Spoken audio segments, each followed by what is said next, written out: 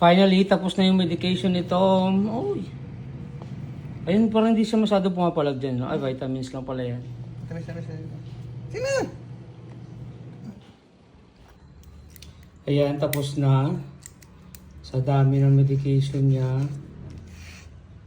Oh. Wala na rin yun. Ayan. Yan yung gamot nito. Dami. Tatapos na siya ng January 27. Yung iba 26. Yung iba 7 days lang. January 19, 15, 26, 19. Pero parang pabalik-balik pa rin siya sa catheter sand. Minsan may ihi, minsan wala. Tom? Are you okay na, Tom? Hindi na namin afford to. Pag hindi ka pa rin gumaling, hindi na namin afford magpabet. Pamimigay ka na lang namin, Tom. So makaka-afford. Na, Tom? Tom? Tom?